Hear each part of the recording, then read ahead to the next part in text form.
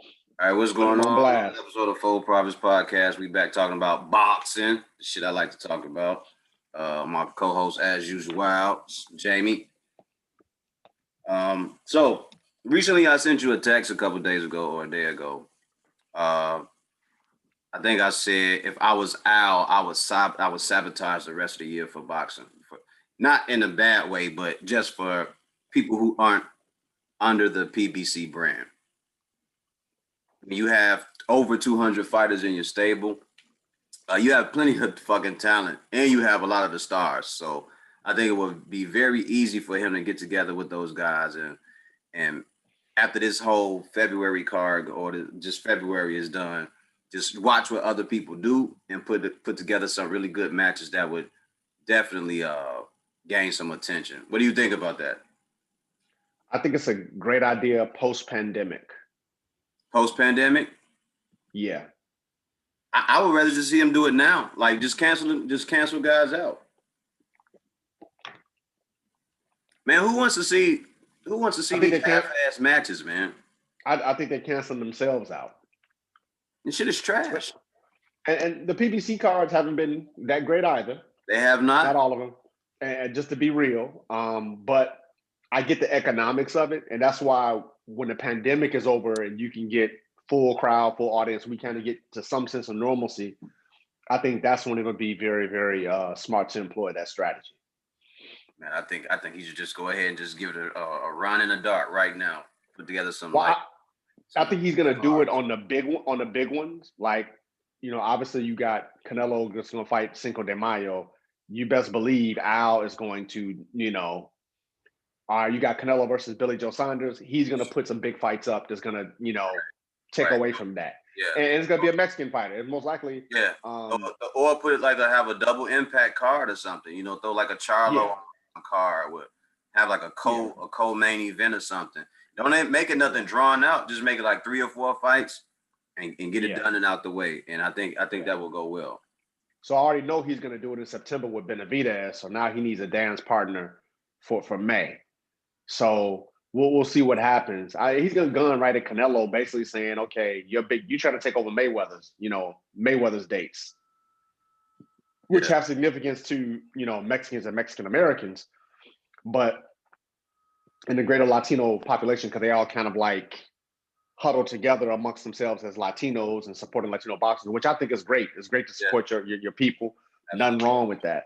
Um, my main thing is that the guy that's supporting doesn't want to give us the best fights. No, he does. So at the end of the day, if he's stealing money, he can steal their money if they want to because they want to fly the flag and feel good about it and know the outcome. But for people who are really into boxing and for the casual boxing Yeah. consumer or fan, then what Al I think should do is just put together some good fights.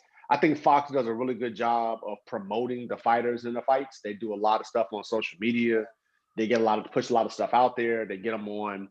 I think they can get them on a few more of their shows. I noticed they incorporate them in some of their other programming, which is really, really smart.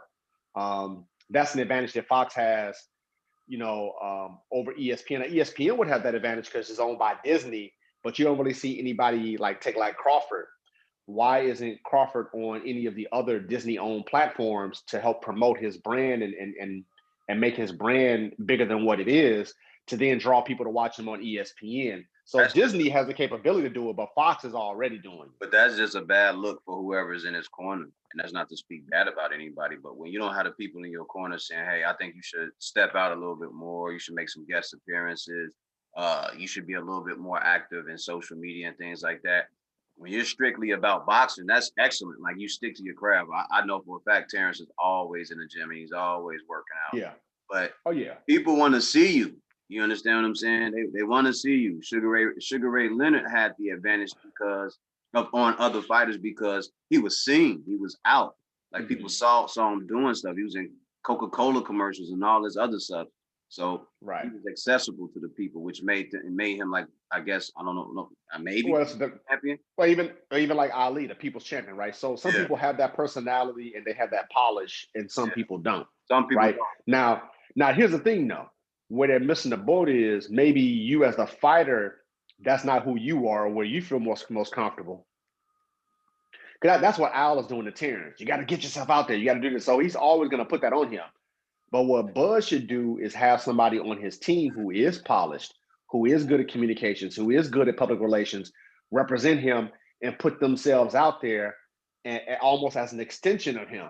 Yes. Now it'll never be as good as if it would never be as good as if it's a real thing if it was him, but you at least put the next best thing. Yeah, someone with So- the social influence, like to control Yes. your media and things like that. Yeah. Now, like take this as like LeBron. Now, LeBron is great. LeBron actually does have a personality. He is conscious. He's developed a polish, but he had Maverick Carter. You know, he had other guys on his team who were able to go out there and make some things happen. And look at what he's doing. To me, he has the blueprint. I got some day ones. I made it, so we made it. Yeah. So, hey, man, hey, you go take these classes at Harvard. You go do this. You go do that. Whatever it is you think you're Help good me, at. help you, help me. Exactly. And we're gonna form this partnership. And they got Clutch Sports. Look at what they're doing now. Big And so thing. that's why he's able to make power moves. And that's why, his name comes out of people's mouths. Whether it's, a low life like and a fake like old boy in the UFC, Kobe Covington, trash, who, trying to market himself as a MAGA guy. He's a grifter. Good fighter. I actually like to watch him fight. I just think as an individual, I just think he's trash because of the way he's marketing himself and he's cheapening his brand. He just doesn't see it yet. He doesn't see it as a diminishing it's a diminishing commodity. He doesn't see that. But all that being said, your teeth kicked in too. So well, yeah, especially if you start losing and you start getting, pummeled or and especially if you make things about race and politics, you should really want to stay away from that stuff and focus on being a fighter or being about all the people and inspiring people, not tearing people down. So I think that's where he made his mistake. But he went for the low-hanging fruit because he thinks that's who his target audience is. yeah, he was trying to sell himself, like you said, marketing. It was a marketing job. Yeah. But off him and back to what is most important. I like the idea of just having or using the base, the platform of Fox, not to necessarily put on the best cards, but that old ABC network, those type of fights, where you would have whoever is fighting on the zone card or whatever, and then on that same day you would have a PBC card on Fox. Even if it was regular TV, you say, hey, can we hold this slot for 2 hours? And we're gonna do 3 or 4 fights, and we want to see what happens with this. I think it will garner enough tension. That way people always have it in their head. Hey, since they're doing it on Fox, maybe I should pay attention when it's actually a Fox pay-per-view or when it's a PBZ or Showtime. Yeah. Well, I think that's what Al is doing. He did a little bit of it before the pandemic. You have fights on FS, you got FS1, all this other stuff. You can see him starting to go there to build fighters. Like, take for instance, that whole strategy is perfect for like a Boots Ennis, right?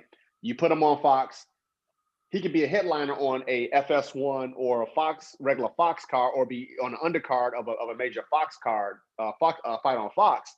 And that's how he builds up his household name brand recognition. Yes. Then when the pay-per-view comes out, it's like, oh yeah, I used to watch him on, Fox, Saturday, whatever. Just similar to what Showtime does with Showbox. Yeah.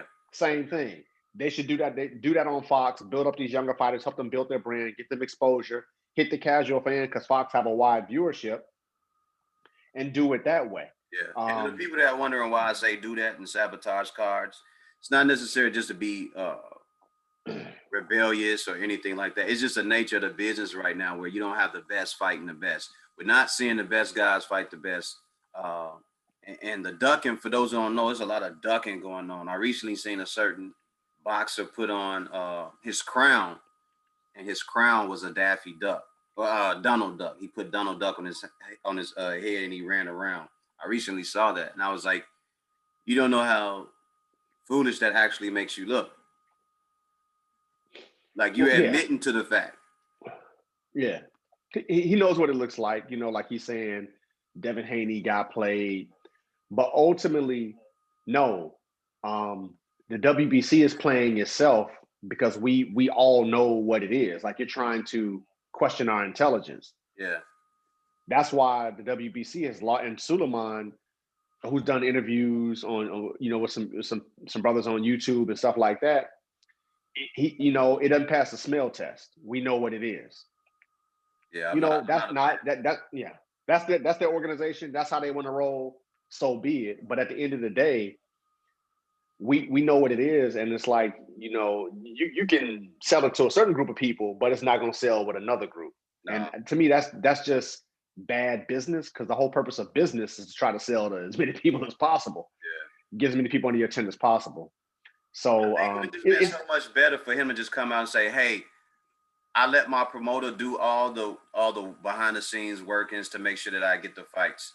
I have nothing to do with what goes on up front." Instead or I would respect the guy if he was just real. If he was like, "Look, man, Devin Haney is a tough fight, and I respect Devin Haney, and I just beat Lomachenko. No matter what you think or not, he was up there top pound for pound. I won the belts. I'm a young man. I'm a young fighter. I'm excited, but I want to get some more fights and some more experience under my belt, because Teofimo Lopez and Devin Haney is a big fight." See, what you do is you that's how you know you're not a businessman. Because you're a businessman, you can kill two birds with one stone. We all know he don't want to fight Devin Haney right now. So if you're not going to fight him now, but eventually you're going to fight him later, then start building the fight. Start building intrigue. Yeah. But what these young fighters don't understand is, in building intrigue, respect your opponent, because the more respect you give your opponent, the more intrigue is going to give to the casual fan and to the person who's watching it. They're like, "Oh, he thinks that guy's a threat. He thinks that guy's a really good fighter." Especially when they fight hard. They're like, "Yo, I respect that shit. I respect that. That's going to be a really good fight." Yeah. To me, they're thinking ego instead of thinking business. Yeah. And it's no shame in saying that, man, this other guy is really good. Like, I think the way Errol's going about it is very smart, which is why he is the highest earning fighter right now. Even he surpassed Canelo. Live gate, tickets, pay-per-views, all of it. The reason why is he has been very deliberate about, okay, let's look at it. Unfortunately, there are sides of the street, because networks, promoters, et cetera, that's out of my control. And for people saying fighters can fight who they want to fight, whatever, miss me with that. Because it's a business and everybody's making money. So what he's saying is I'm gonna beat all the guys on my side that are where the fights are easier to make. I'm gonna go get all the belts. Whoever has it, I'm gonna beat him. Okay, Porter. Okay, I'm gonna take Danny Garcia. Came off the accident, but he was a former champion. Him and Sean Porter had a close fight for the belt. I'm gonna take away the guesswork. I'm gonna beat Danny Garcia. Yeah. All right. Fuck Keith Thurman, and all y'all know why fuck Keith Thurman. So I'm not talking about Keith Thurman. That's how Errol look at it. Then he's like, okay, I want to fight Manny. Manny didn't want to fight Errol. Manny comes out blowing smoke. Oh, he's slow. Okay, if he's slow, go beat him. Instead, you're trying to fight Ryan Garcia and the fight this might, so Manny looks kind of silly now too. So now Ugas has it. So now you're gonna have Errol and Ugas. Ugas is gonna get paid more, and Ugas is, even though he doesn't have a promoter, he fights on the network with Fox. So Errol has the inside track and built-in advantage. And so Errol's going to get that fight. It's going to be the biggest payday. And also the other thing is, he knows whoever's fighting him is going to be their biggest payday. Yeah. So he's got the advantage over anybody. That's why Keith Thurman looks stupid. Keith Thurman saying, "Fight me first." Why would Ugas fight anybody before he fights Errol Spence? Because that's going to be his biggest payday. Right. So on the side of business. On the business side. So Errol has done, to me, he still don't get enough credit. He has not ducked people. He's fought top comp in his division.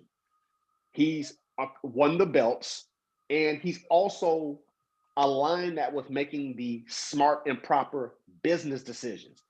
He never disrespected, and look, the whole time he's never disrespected Terrence Crawford. He said what he said is, and this is what Buzz people are all emotion and no brain. He's saying, Bud Crawford, I like him.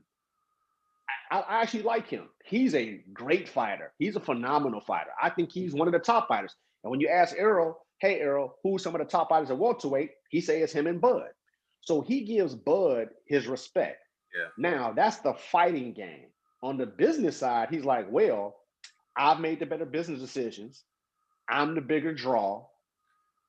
Whether you like it or not, I'm in the market, Texas, and I was born in Brooklyn, New York, and I've acquired a following. And my resume has people on it that has garnered me the attention and the fans, that gives me the Right. respect and the business savvy. You know what I mean? Exactly. And on top of that, I won the belts and I got them. I got them. So it's like if you're Bud, if you anybody, you looking at it like, well, damn, I can't say he's doing a Ryan Garcia. He's not saying belts don't matter. I can't say he's doing a Teofimo Ho Lopez and he's ducking guys. He fought Sean Porter. Nobody wants to fight Sean. Nobody signs up to fight Sean Porter. They duck him as long as they can. They duck him as long as they can. Now, there's only two guys who would probably call out Sean Porter because they're young and hungry and they're trying to be relevant. That's Jaron Ennis and maybe Virgil Ortiz. That's it. Nobody else is calling Sean Porter out. None of his peers in terms of age group and where they at in the sport. Nobody's calling him. Bud ain't calling him out. Bud's trying to not have that fight, obviously. So at the end of the day, you got to look the way Errol is moving, and he's aligned being true to boxing and also being smart about the business. They're parallel. It makes sense. They're on the same level, and that's why he's winning. Bud people, oh, he look how he talk, oh, blah, blah. Look, it don't matter. He's making the right moves. What's unfortunate is Bud could have made all the same moves Errol did and actually done it better. I'm gonna tell you why. And this is a problem with the Midwest as opposed to the coast sometimes. You in Omaha, Nebraska. Omaha is not a big market. It's home. Always love home, always rep home. Nigga, you got Chicago. If I'm Bud, why am I not getting with Al and some other local promoters? Why am I not fighting at the United Center? Why am I not fighting at, all these sports arenas in Chicago? Bud is Black. Chicago has a very large African-American population. Guess what else Chicago doesn't have? Chicago doesn't have a high-level boxer out there on any level that holds a belt or is ranked to go get a belt that's branded Chicago. He could have slid right in saying, I'm Bud from Omaha, Nebraska. You could have done that shit. Kansas. But Chicago's the biggest market. True, very true, very true. And Chicago's a sports town. It has other sports franchises. Big time franchises. There's a lot of commerce here. There's a lot of business here. And Chicago is a major tier 1 media market. So again, business. He should have brought, you always go home and do the fights and show love for where you're from. But go from a business side, he should have been doing it in this market, getting the exposure, and then taking over Chicago as a champion and saying, well, yeah, I represent the entire Midwest. I'm from Omaha, but I fight out of Chicago because Chicago's the mecca of the Midwest, and this is what we do. And that's a large African-American population. He could have had you, me, everybody else, if he'd have did that and then fought the fights, all of us would have been. I'm still a Bud Crawford fan. Don't get it twisted. And his girl, we would have been even bigger. His girl is from Chicago. Yeah, how you not fighting at these other arenas and then packing the United Center? Bud should be the shit in the entire Midwest. And he could have been a shot caller. Because then it's like, okay, Errol, you got Jerry's World. You got Texas. And, that's a big stadium, a lot of people. Nigga, I got Chicago. Chicago's a bigger market than Dallas. Yeah, well. It is. It's more money. That's the business acumen of those around him. So, yeah. I'm not sure what that side of the tracks looks like where he has people involved doing those type of things for him. So when it's getting left up to Bob Arum really don't give much of a shit, especially now with all the shit that's been talked. Bro, he could have did a fight. Look at this. He could have fought in Chicago. He could have fought in Detroit. Joe Louis, right? Could have fought in Minnesota. Could have fought in Minneapolis. He could have fought in St. Louis. Yeah. He had his playground. It could have been ridiculous. Yeah. And then like during the pandemic, just pick the most weather friendly place to use in the Midwest, which would probably be somewhere lower in the Midwest. But it would have worked out. You know, hell, you could have went in Sean Porter's backyard and fought. Mm-hmm. You know what I mean? But that's some shit that ain't happened. All right, so moving on. Who would you like to see fight in different divisions? As far as you can Name, you got to name a division. Let's start what division you want to start with. Well, shoot, what division? All right, we'll start up at the top. Light heavyweight. I thought you were about to say heavyweight. Heavyweight, Deontay Wilder. Light heavyweight, because I don't really see much in the heavyweight division. I'm still gonna give love to him because I love him. Deontay Wilder versus anybody is in the heavyweight. I want to see it, man. I want to see Deontay back out there. But get back to light heavyweight, not the off topic. Oh, but let me say this though. Like, what is my man's doing right now? You know what I mean? Like, he got fights coming up. He's supposed to be fighting Charles Martin. That's really? supposed to be coming up. Yeah. Yep. Okay. Because I thought I thought he was still accusing Mark Breland of poisoning his water and everything. Yeah.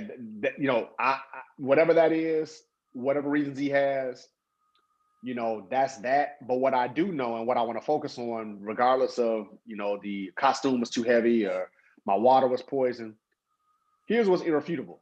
Tyson Fury is a goddamn cheat. He does perform. He took PEDs and he doctored his gloves. Anybody with common sense and two eyes can see that. So I don't want the focus to be lost. For people who don't understand what he says, he took PEDs. What he's saying is that after he won the belt, excuse me, after Tyson Fury won the belt against one of the Klitschko brothers, he tested for PEDs.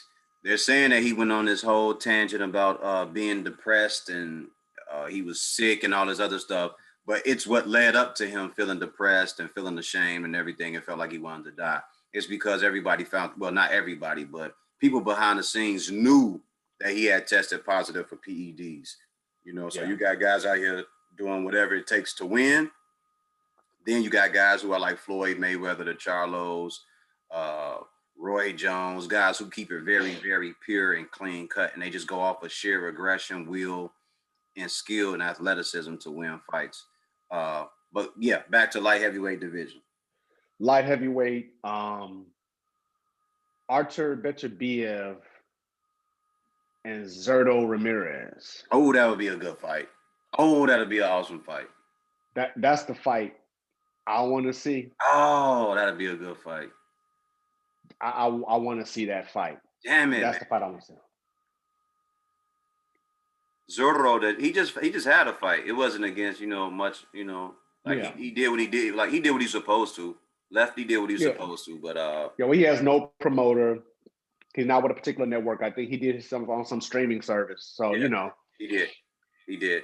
Wow, that would be a really good fight. Yeah, that's the fight I want to see. Yeah, that would be a really good fight. I would like to see both the Russians, you know, or the Europeans duke it out too, though. Him and Bivol. Yeah, I mean, you got Bivol, but Bivol, does Bivol come? Does he fight at 160? Is he a champ at 168 too? Champ at 175. He's a champ at 175. I know he would come down to 168. Okay. So yeah, but yeah, Zurdo versus Artur Beterbiev. I want to see that even more than Bivol versus Beterbiev. That'd probably be my second fight I want to see. But I'd rather see Artur Beterbiev versus Zurdo. I would see Zurdo against anybody really. I don't care. That's a big. But Beterbiev, because Beterbiev is a killer. He's aggressive. He's a big puncher. And he's nasty. And Zurdo is just relentless, punches and bunches. I'm here. I'm not going anywhere. So it's like, you know, what do they call it? Unstoppable force means unmovable object. Yeah. You know, Bivol is a really good fighter. He's got that classic style, and boxer, he's a boxer puncher, more of a boxer, and it'll be a good fight, but just a different fight. I just think we're going to get more action out of a Zurdo and Beterbiev fight than we would a Bivol fight.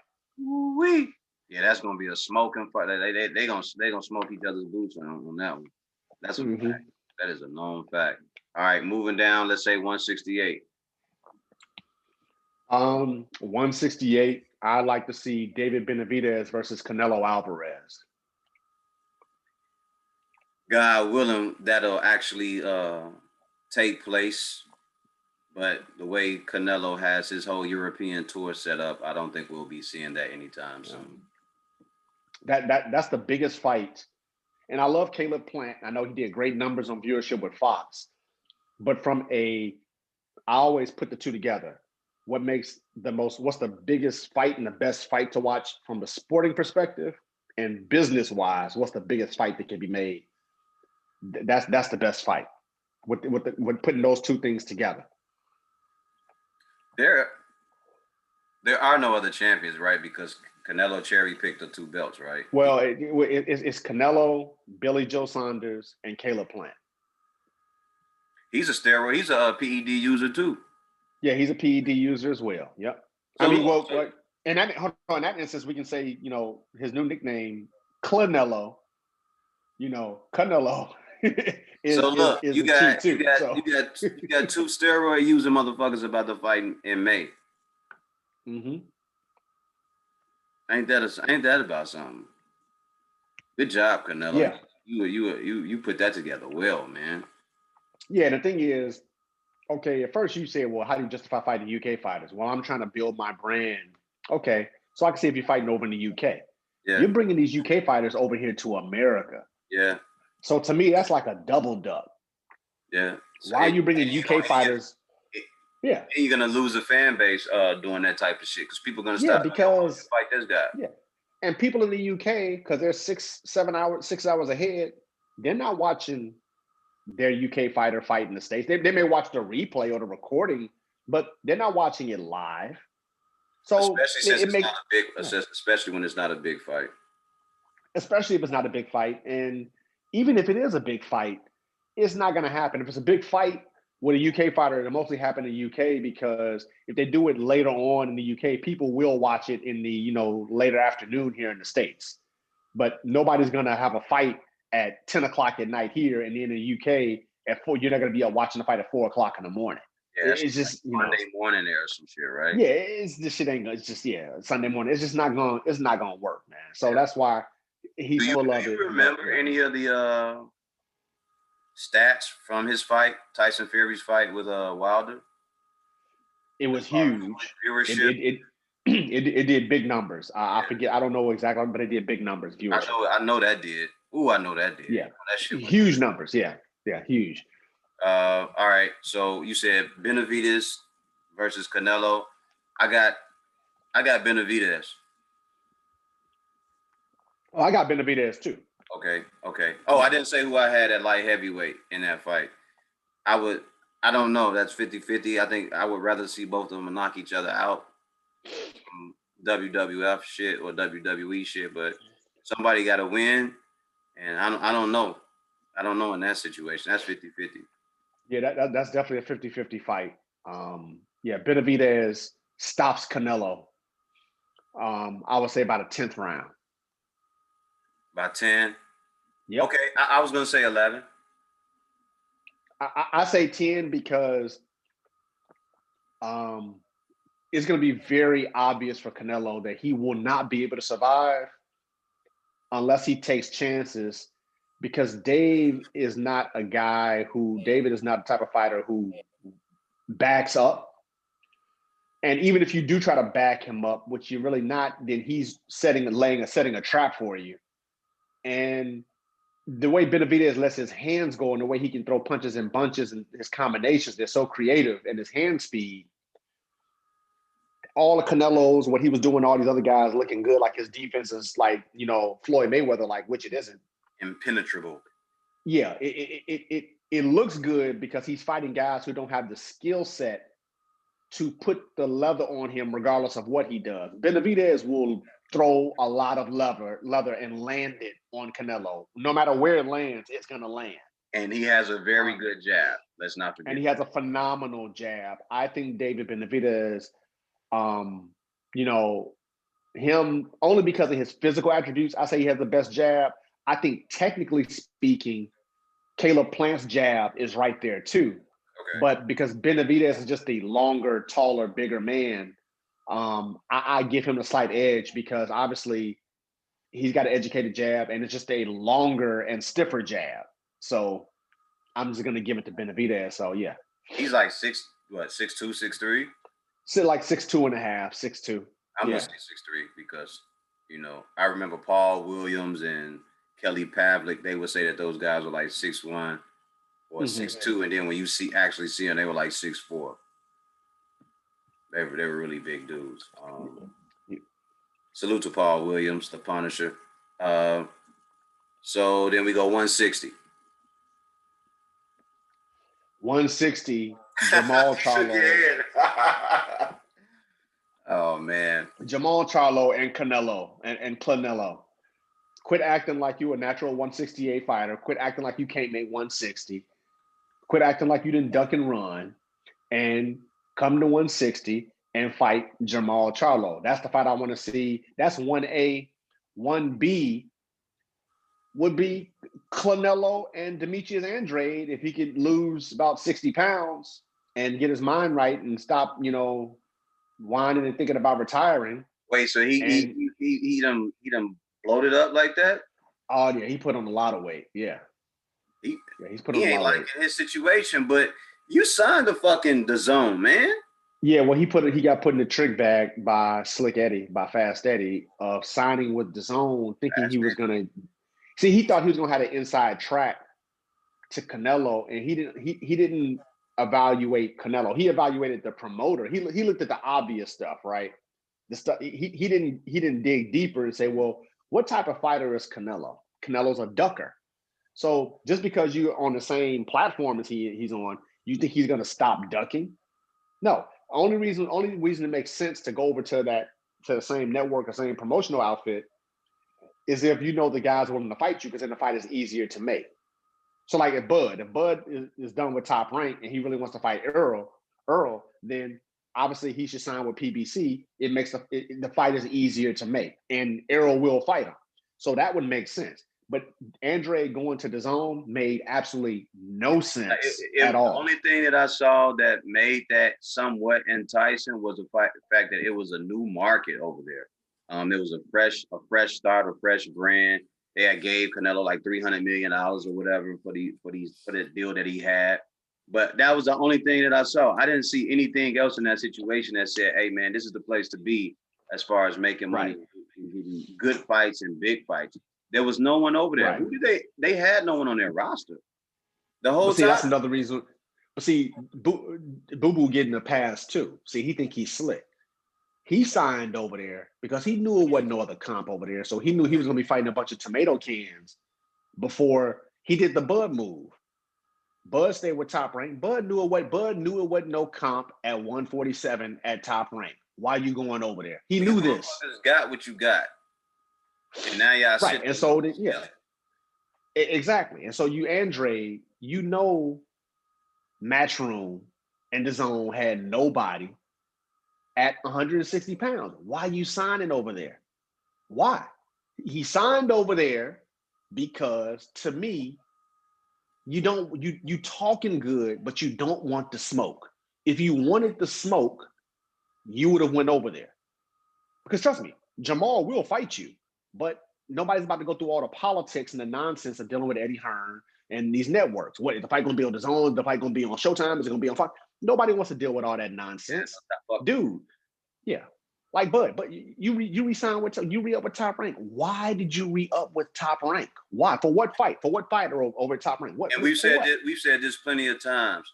Floyd, Cotto, Pacquiao have all left Bob Arum after dealing with him for a certain period of time. Exactly. Now you think Earl gonna leave Al and leave Fox? No. So of course he isn't. So he got in his ego. Instead of looking at it from a business perspective and using common sense. Common sense, Earl's not leaving. If I stay with Top Rank is affiliated with ESPN. Now, not only does that make the fight more difficult to make, but also you're gonna make less money.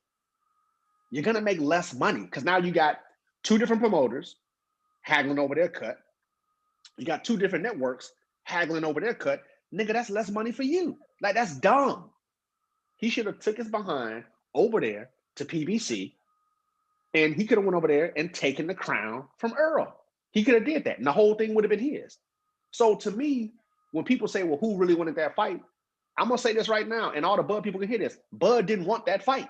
He didn't. I'm starting to feel the same way. Like, and this is the other part of it, the business side. I feel like because these dudes are signed to the Zone and Flop Tank, that they signed over there, and now that they're so used to getting a certain percentage of money up front, that's all they're looking at.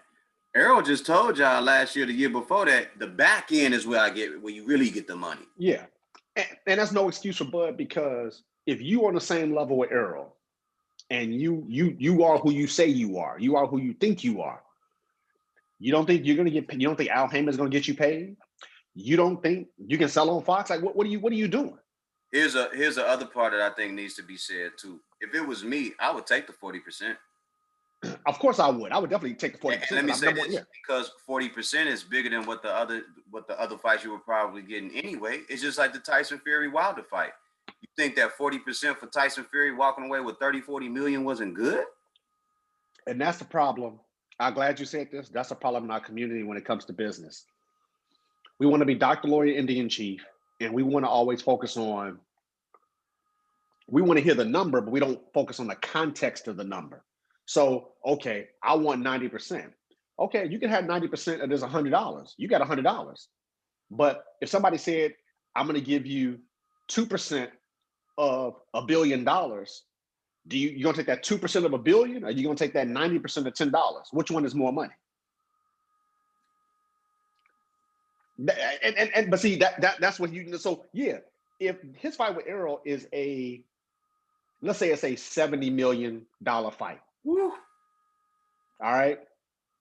Let's even say it was just a $50 million fight. I think it's more than that, but let's say it's a $50 million. Let's say it's a $50 million fight. I was thinking 100 easily. So I'm being extremely conservative here, just to show you.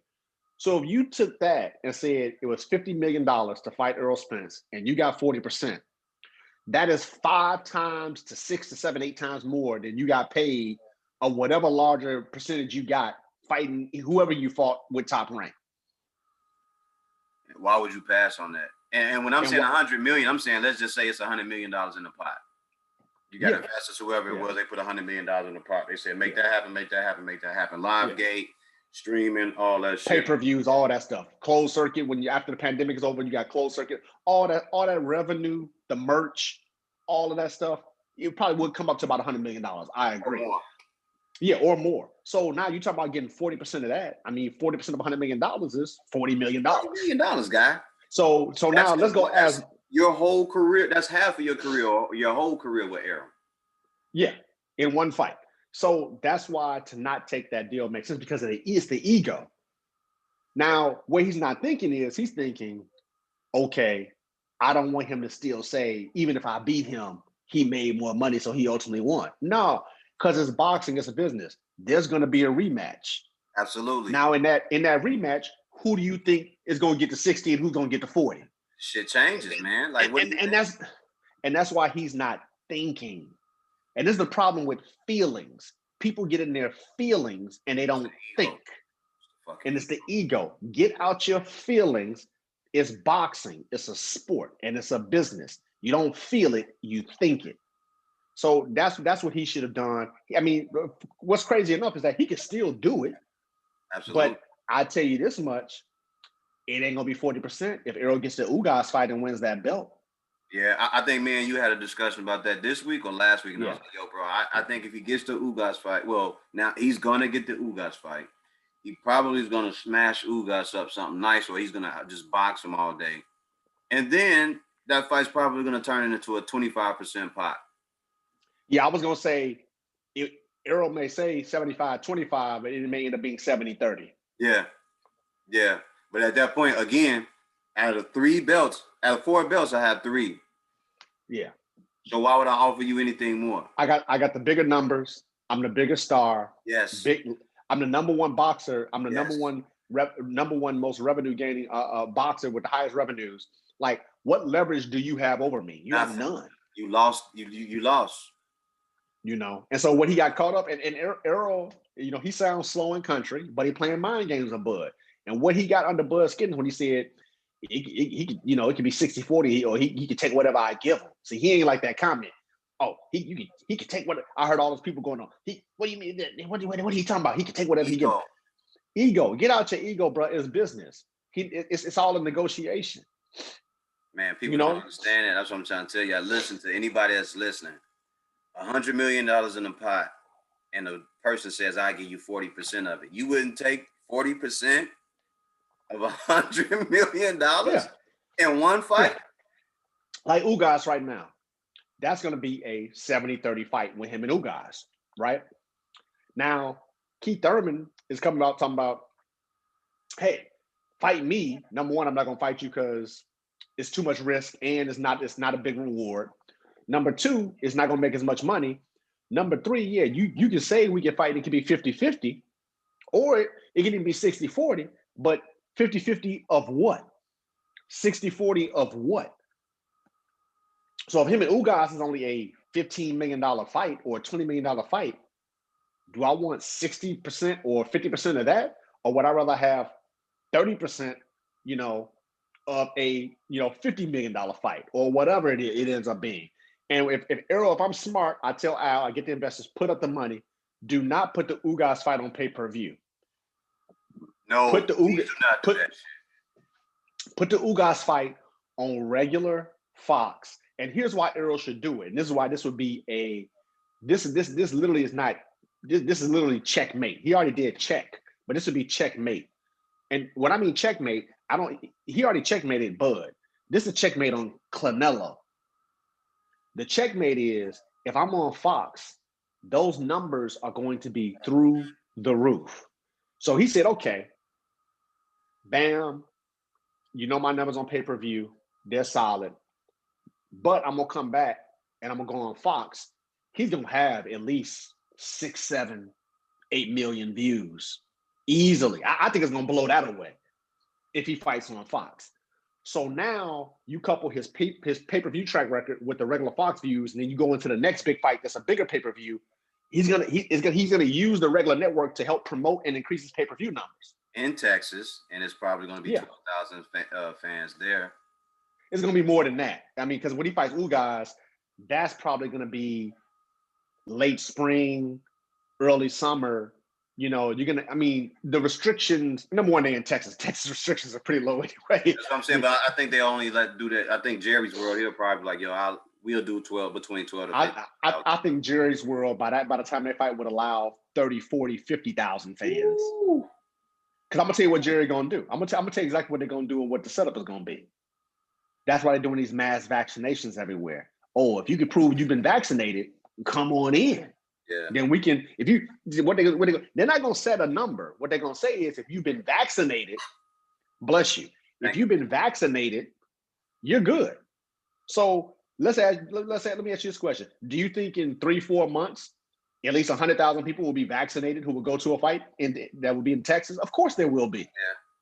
Yeah. And it's not going to be people from Texas. It's going to be people traveling from other places too. So I expect it to be a full house.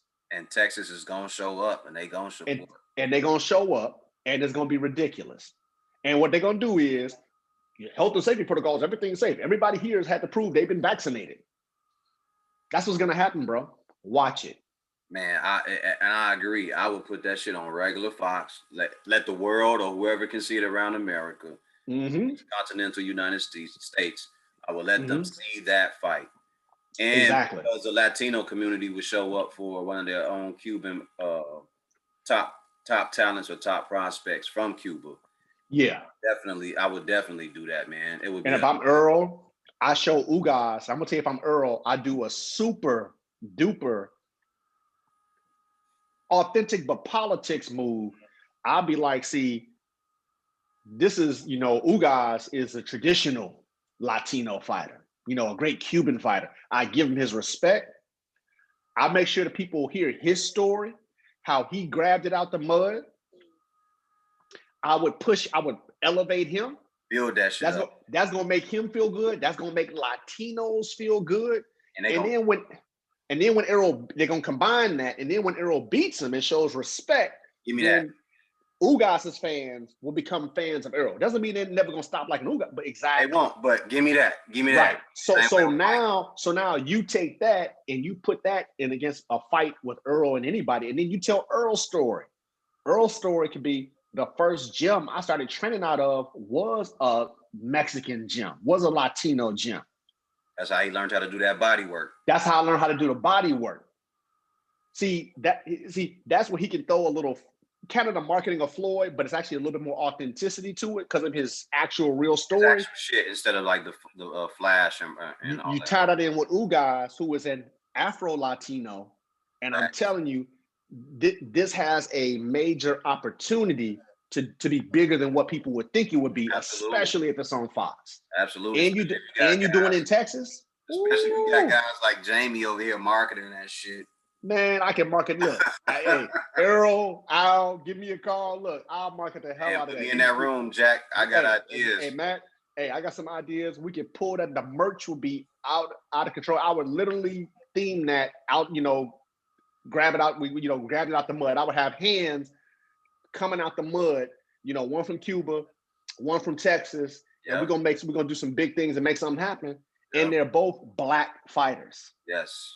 And I think that's how I will promote it. That's another reason why I have it on regular Fox, because you got 2 Black champions and you connecting diaspora and you saying, hey, winner take all here. And it would be love. It wouldn't be like no hate or no shit like that shit. And it ain't no hate, because the thing is, he genuinely respects Ugas. See, he respects Ugas. So I think he's going to show Ugas love. He's going to show him respect. And that's what he should do. And that's how he is going to get increase his fan base, especially amongst Latinos. It's important that he's going to he shows respect. So I think he does that. He'll elevate Ugas. You'll hear Ugas' story about how he came out of Cuba, the conditions with Cuba. Everybody knows Errol's story, but then I would retell the story about how he got into boxing and how he, people always talk about my body work. Hey, I got to give much credit to, my Latino brothers and sisters.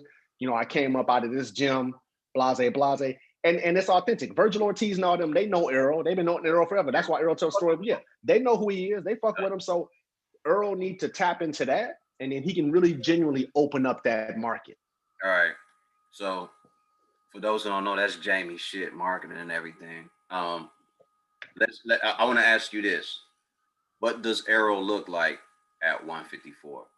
If you could just picture it. I see Marvin Hagler. I see Hagler. I see Hagler all day, every day. Actually, I see even more seek and destroy at 154 because he's not cutting as much weight. Right now, Errol is at the point to where he's still cutting into muscle. It's not, he makes the weight, he makes the weight, but it's different when you cutting water weight or a little excess body fat. You look at him, it ain't no body fat. It ain't no water. And it's muscle reduction. You can tell by the way he rehydrates. Look, he already admitted, like, when I'm done after my fight, I want cheeseburgers and greasy food. He said, hey, I think after one fight, he said, don't bring me a cheeseburger if the bag ain't greasy. Yeah, I think he'll have more power at 154, and I think he'll have more stamina at 154. Do you see him getting all the belts or just maybe a couple? I don't see him getting all the belts. I see him getting maybe 1, 2 at the most. And I'm saying that to say this too. Let's remove Mel Charlo out. That has to be up to 160, and it's just Errol at 154. And you look at that landscape. You don't think that he could get all 4? No, I think he can get the same belts that Mel got. Okay. But we all know. Oh, that's right. Teixeira. See, they, come on out to play, Teixeira. Give up that belt, man. It ain't gonna happen, bro. Don't make us come to Brazil, bro. Nah, he in the witness protection program, the CIA one, because CIA handle everything international. He in the witness protection program, bro. Come on, man. Oscar De La Hoya, man, get out that cocaine and all that bullshit, bro. Bring them fighters out to play. We want some action over here. Well, when's the last time you heard anything with Teixeira fighting anybody? Nothing. He's not even fighting. And that's the crazy part, because he's not fighting and he's still holding on to a belt. And they just had Manny Pacquiao get rid of the fucking belt, or not get rid of it, return the belt, release the belt. Well, no, he wasn't it wasn't forfeited. What he did was he was called champion in recess, and Ugas was elevated. So Teixeira,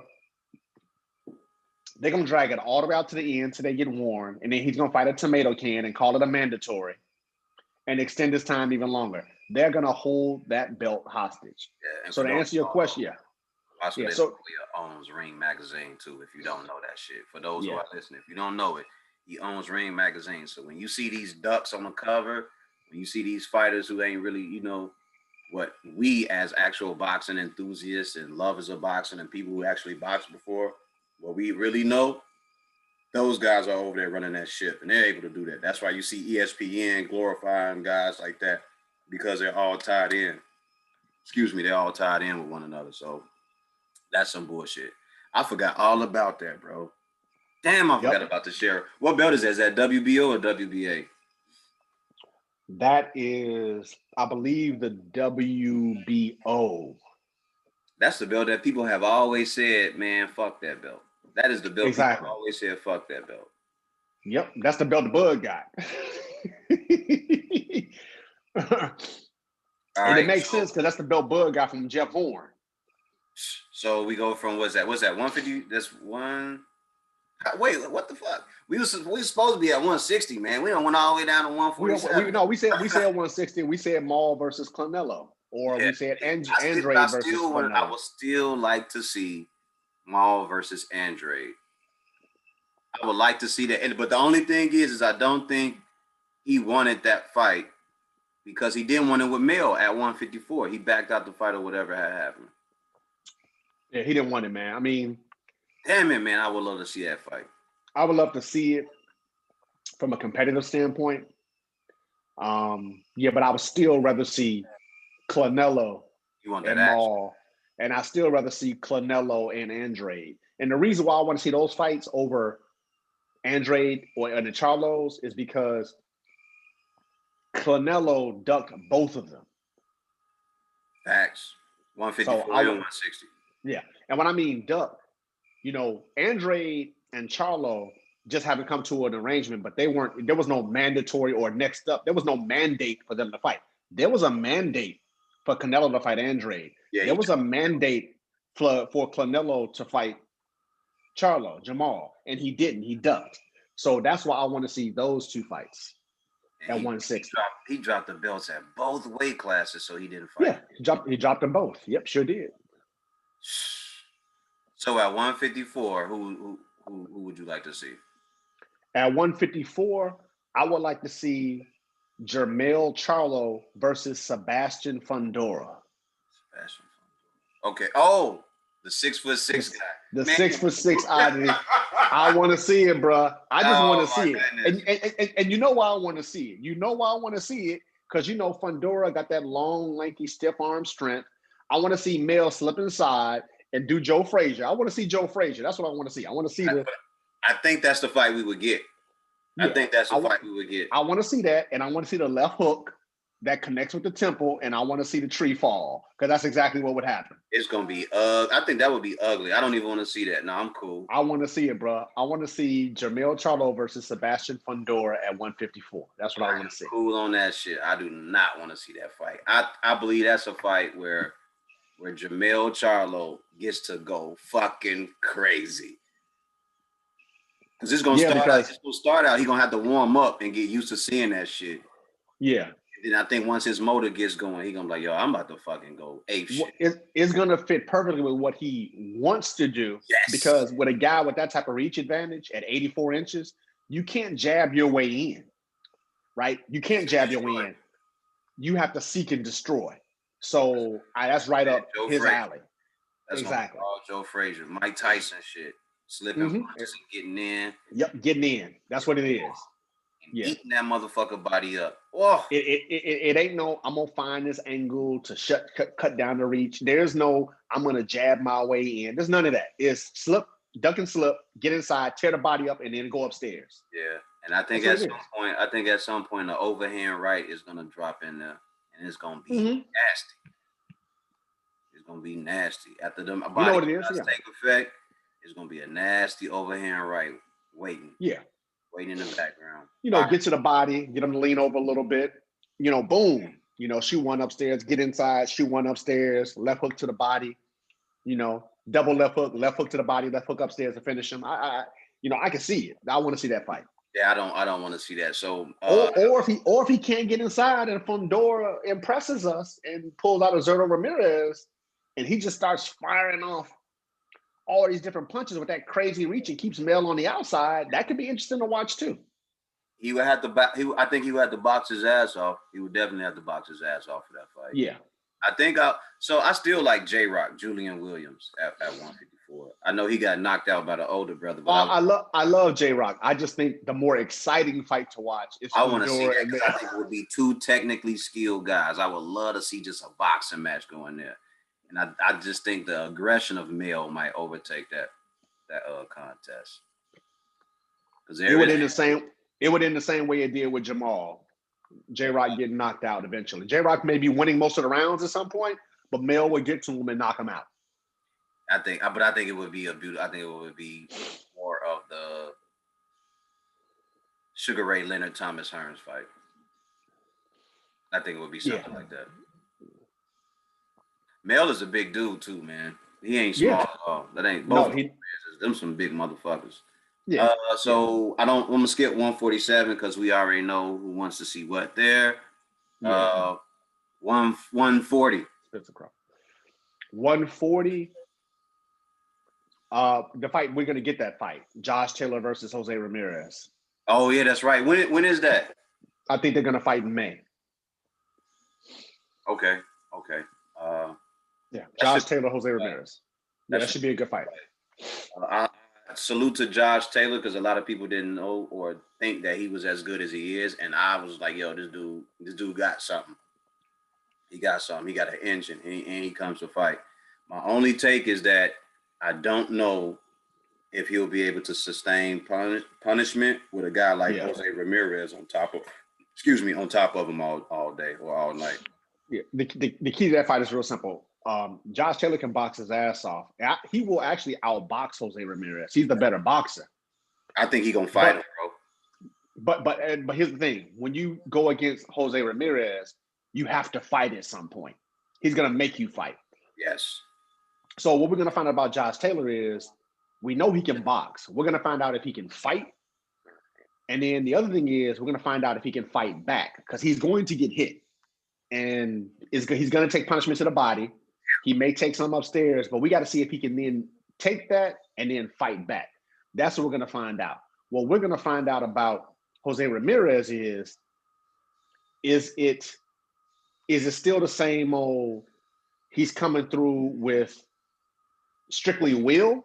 Yeah. Is he willing his way? Or has he elevated his game to where eventually he's going to come through with some skill? And the reason why that's important is toolbox. What does he have in the toolbox? Yeah, he can will his way and be the unified champion at 140, but his will won't be strong enough to do that if he wants to move up at 147. Now, the one fight that Bud does have is Jose Ramirez if he wins, he's going to vacate and move up to 147. And he said he wants Bud Crawford. He's called Bud out. So he's called him out for a year. So that would be a good fight. But I'll tell you this much. If we don't see some skill out of Jose Ramirez to get to Josh Taylor, if it's just I take a bunch of hits, but he can't hurt me, and then I'm going to will my way in and I'm going to outwill him, that ain't going to work against Bud. Hell no. And that ain't going to work against actually most of the guys at 147. Hell no. So try that shit with Sean Porter. Try it. Yeah, try that shit with Sean Porter. Try that shit with Earl. You'll get hurt. You're walking. Try that shit with Bud. Try that shit with Boots Ennis. Like the outcome, pimp. Yeah, it ain't gonna work. So this is a big fight for both of these guys because both of them want to move up to 147. And Josh Taylor has to prove that he can fight and fight back. And then Jose Ramirez has to prove that though he's always going to be the real tough, rugged guy that has this amazing, will, can he blend in enough skill with it, to offset the skill margin that he would be against fighting a guy like a Bud Crawford or Earl Spence. Yeah. And then because of his will, you match that with some more skill to execute his game plan. If we could see that side of it, then he might be a very worthy opponent at a championship level at 147.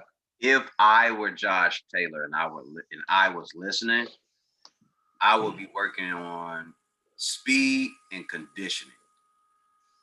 Speed, conditioning, endurance, and strength. Those are the things that I would work on. Yeah, I would definitely be working on those things. I would also be working on my power. Because the That's what one I mean, thing strength. about, That's what strength. Because the one thing about Jose Ramirez, if you don't hurt him, he's going to keep coming. you're gonna So be Josh Taylor, all night. yeah, Jose Ramirez is there to be hit. He gets hit a lot with clean shots. So if you get your clean shot, can you hurt him? Yeah. And I think that's the problem Jose is going to run into when he gets to 147. Because if he gets hit cleanly by guys like Earl or Bud or the guys like a Boots, he'd get knocked out. Because those guys have power. If I were Josh Taylor too, I would. You have to understand the part where if you do hit him clean and he keep coming, don't even worry about it. Just know that you can do it. Have the realization that I can't hit him. I can't hit him clean, and just work on in the fight. Just work on doing that shit, setting that shit up, and getting him cleanly. But make sure that you work on your conditioning, your strength, and your speed, because that's gonna be a fight. That's gonna be also. Fight. And I saw the fight that he had. I think he fought Regis Prograis, and they were just that was a great fight. They were just teeing off on one another, and I was like, dude, he could have actually done better than that by just boxing. Regis. Regis didn't give us. Regis didn't give us like this all-out effort where it was just like total skill. He stood in the pocket and took punches. Yeah, and you know why? Because which is what makes me wonder about this Ramirez Taylor fight. But Ramirez is more rugged and durable than Rougarou.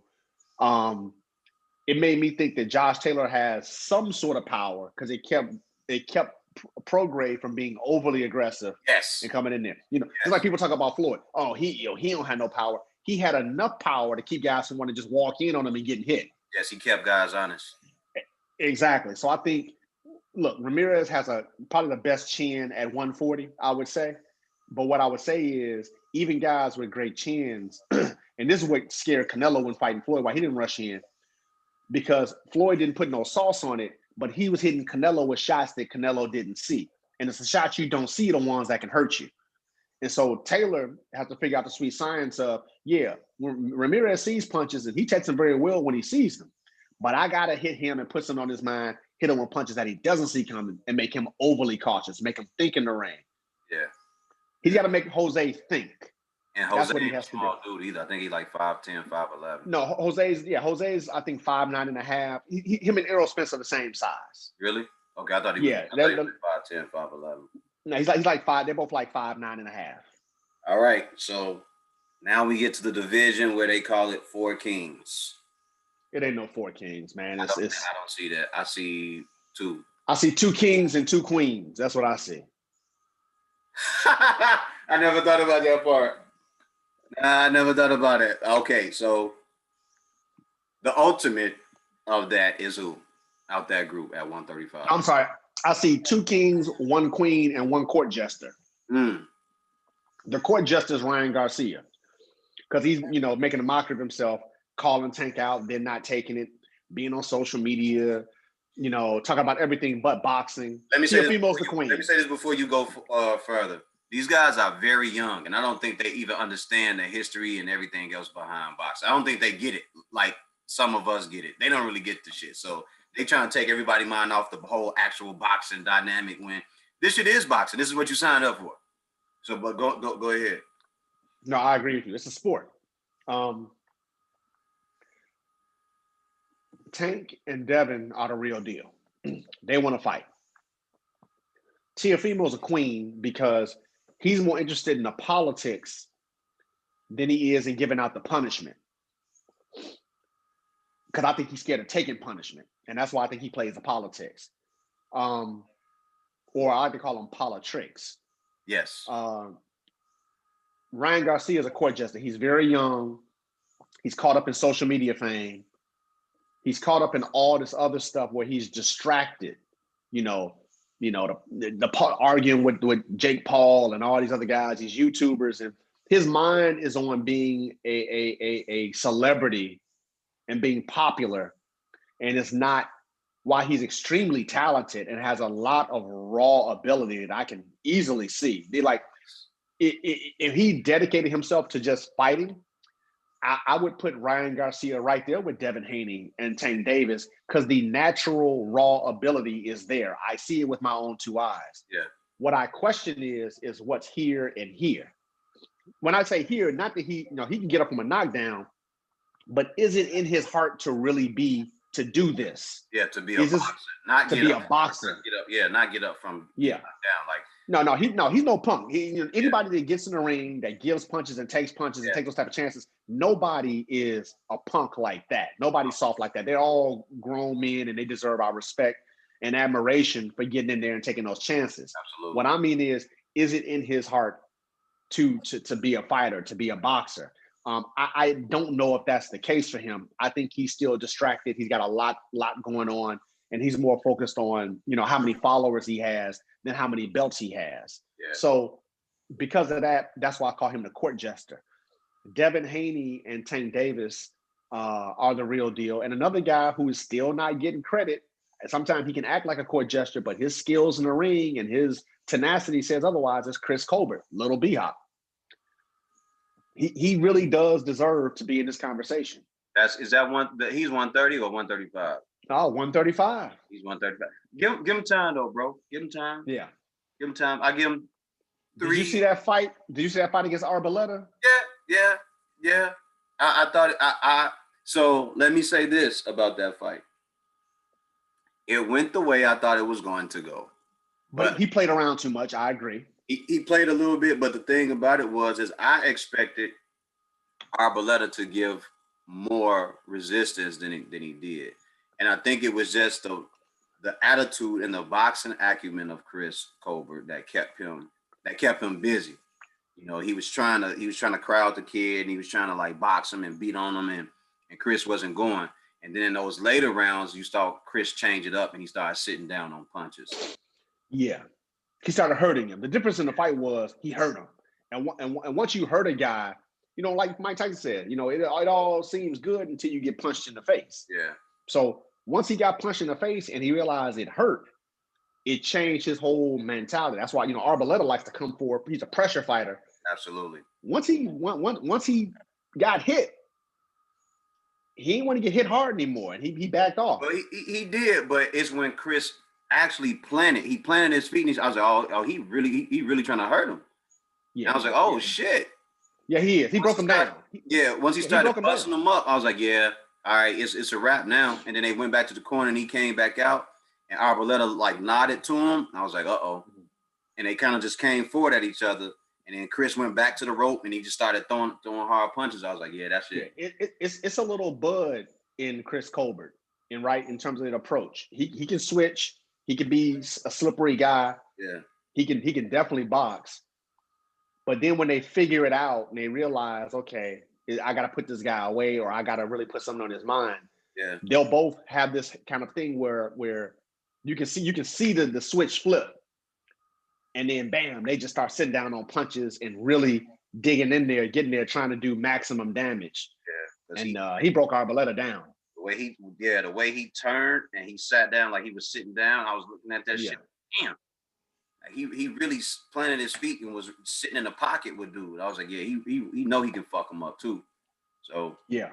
I give Chris maybe three to 5 more fights. But what he did was put everybody on notice that I can't hurt you. So yeah. I would say he's 1 to 2 fights away. I think he's yeah. I just my eyes don't deceive me. I see it. Okay. I'm not saying there's nothing wrong with it. And Arboleda can punch. And Colbert took it, shook it off, and then stopped playing around and got him up out of there. So all right. So the next division would be the guy, 130. We already know who's at the top, Shakur Stevenson, but yeah, I mean, Tank hold a belt there too, but Tank is about to be in the 135 mix. I mean, at 130, if Tank still makes 130, then Tank and Shakur. That fight is not gonna happen till Shakur moves up to like 130. Yeah, that's gonna move up to 135, 140. But so from a realistic standpoint, the best fight that can happen would be Shakur Stevenson versus Miguel Berchelt. I would like to see that fight. Yes. Or Oscar Valdez, who's quack, quack, quack, quack, quack, quack, quack, quack, quack, quack. Yeah, and he's gonna fight Berchelt, but Berchelt's gonna knock Valdez out, I say, by the 9th or 10th round. He's gonna stop him. It's amazing that you would take that fight knowing that you probably gonna get, well, I don't know if you know, but instead of taking a guy that's probably just wanted to box your head off. Well, two things. He want to keep it in the family.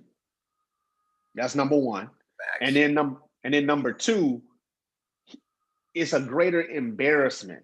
Like, you got some guys whose skills are just so immense.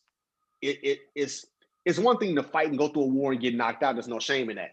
But when you get embarrassed, you know, a lot of guys don't want to get embarrassed. Yeah, and the thing about Shakur is, if he decides to go from embarrassment to hurting you, that shit just he's going to embarrass you because that's just who he is in his DNA. He is a master boxer. So you're going to get embarrassed. The difference is that what I want to see with Shakur, what he's starting to do is he's coming, because he's young, he's coming into his grown man strength, and his body's still developing, is when he can then apply power to that sweet science in certain spots and pick his spots. Yeah. He's educated enough to pick his shots, but when he picks his shots with power, then he becomes extremely dangerous, especially being a southpaw and being as crafty and slippery as he is. And he's there, though. He's not a runner.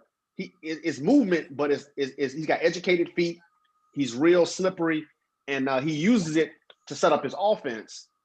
And that's a dangerous fight. But yeah, but Berchelt over Valdez all day, every day, any day. And I think it's going to end up being Berchelt versus Shakur. The next thing I wanted to ask you about, because I don't want to keep going through weight classes, we'll be here all day discussing that. Who are your top 3 to 5 middleweights of all time? Oh man, that's hard. Yeah, I know. Cause you got guys that fought. You know, it goes back a long way. If you want to go past that, we can go. No. I'm not gonna duck it. You know, I'm not gonna duck. I can't call other people ducks, and I duck. So I'm not gonna duck. What I'm gonna say is this. I'm picking these guys because to me they were true middleweights, and then maybe went another division, but they were true middleweights. Like Sugar Ray Robinson fought at middleweight, but he was a true welterweight. Now, he was a big welterweight, but you know, certain guys go in division. But if I had to pick them, my number one would be Roy Jones Jr. Like, it ain't even close. Yeah, I was gonna say, like, there's nothing like Roy at middleweight, because Roy at one, you know, Roy lost the other way, but Roy at middleweight. Hey man, if Roy, if you ever hit this shit, man, how come you ain't say at 154 and get a goddamn belt? Anyway, keep going. You didn't want to cut that weight. Yeah. I would say, man, just because of the longevity, bro. It's not my favorite style, but you know, I look at accomplishment and bottom line. I got to put Bernard Hopkins in there. Okay. I just have to, man. The guy who has that many defenses, who held the division down for that long. Like I said, not my favorite style. And he beat top guys. Like, he, you know. I'm not gonna argue it. I'm not. I have to, bro. Yeah, I have to. I put it in there. I'm in there, but yeah. And then obviously I'm gonna say, I'm probably missing some people here historically. I know I'm missing people historically, but I'm gonna say it. You know, and obviously Marvin Hagler. So I think you kind of just named who I would go with my 3. My 3 would have been, in no particular order, Marvin. I'm giving the order. Roy Jones, number 1. Roy Jones, number 1, number 2, and number 3. Mine would have been Marvin Hagler, Sugar Ray Robinson, and Roy Jones Jr. See, easily. To me, Sugar Ray Robinson, I put in welterweight. To me, when I think about Sugar Ray Robinson, I think about the quintessential 147 pounder. I know he's a big 147 pounder. Absolutely. But I still look at him as a welterweight. But yeah, you could obviously do it because these guys fought in multiple weight divisions. But yeah. I say middleweight because he went to middleweight and he did a hell of a job at middleweight. No different. Oh, he did a hell of a job. No different than what he did at welterweight. But yeah, no different from welterweight. It was just that the fact he was able to sit there in welterweight, and he had to be put on murderer's row for parts of his career because he was part of 5 or 6 fighters that no one wanted to fight, so they ducked him. And the 5 guys that they were ducking, all those guys had to fight each other 5 or 6 times, just so they could make a living and fight and shit like that. So I also say welterweight because his best fights were, and even though this other guy, his opponent wasn't the most skilled, but he was the most willed, was him and Jake LaMotta, man. But that was middleweight, right? That wasn't welterweight. I thought that was welterweight. Okay, I had to check. Look it up. Because Jake, that was a rage. I mean, they fought several times. But, like 5 or 6, like 5. Yeah. 6. All right. Hardest hitting. Boy, could Jake LaMotta take an ass whooping? Huh? I said, and boy, could Jake LaMotta take an ass whooping? He could give one too, though. Now. Oh yeah, he could. That boy can punch. Go back and look, like he gave Sugar Ray Robinson some fights. Some work, yeah. Yeah. So the next thing was hardest hitting heavyweights ever to you. Hardest hitting heavyweights. 3 to 5. You don't have to give me a whole list. I'm just gonna say 3 to 5. Deontay Wilder is definitely in there. Okay. He hit people with that right hand, and they fall. Okay. I would say Mike Tyson. That's 2. George Foreman. 3. Is it Archie Moore? That's at light heavy. I think wasn't he at heavyweight? He tried and he got pummeled by Marky. He did. Was he just because he was super? He had a punch on him. Wasn't Archie Moore? Okay. I mean, there were several guys who could. I mean, fucking Ken Norton could fucking punch. So let me look at it. So Deontay Wilder, George Foreman, Mike Tyson. Mm-hmm. I'm just gonna name 3. I'll just stick with those. I'm pretty sure I'm missing.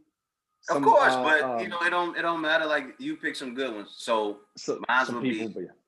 mine would be George Foreman, Mike Tyson, and Sonny Liston.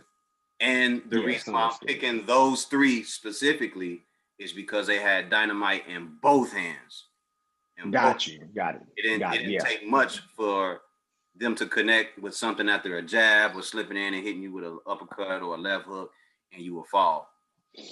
Deontay Wilder, I understand why people would say that, but there was one hand and he didn't set up. He never set it up with much or nothing. He never did nothing else outside of that.